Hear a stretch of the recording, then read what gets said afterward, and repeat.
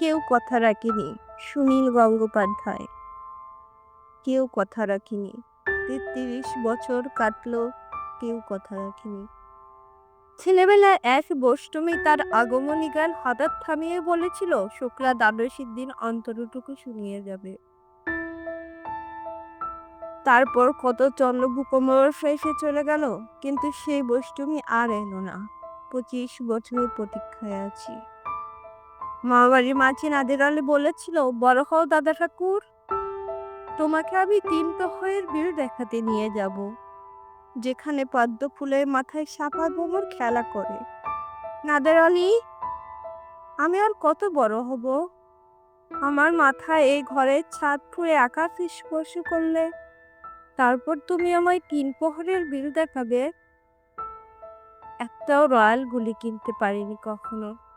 লাঠি লড়েছে দেখিয়ে দেখিয়ে চষেছে লস্কর বাড়ির ছেলেরা। ব্রিগেডের মতো চৌধুরীদের গেটে দাঁড়িয়ে রেখেছে ভেতরে রাস উৎসব।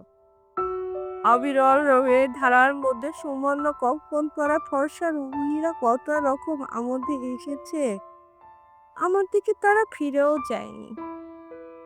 বাবা আমার কাঁধে হাত রেখে বলেছিলেন, দেখিস একদিন আমরাও।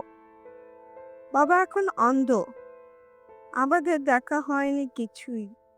সে রলগুলি, সে লাঠি লজেন্স, সে রাজ উৎসব আমায় কেউ ফিরিয়ে দেবে না।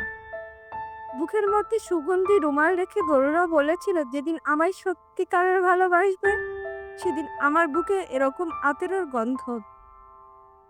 ভালোবাসার জন্য আমি হাতের মুঠোয় পান নিয়েছি, দুরন্ত সারের চোখে বেঁধেছি লাল কাপড়, বিশ্ব সংসার তন্ন তন্ন করে খুঁজে এনেছে 101টি নীল পদ্ম।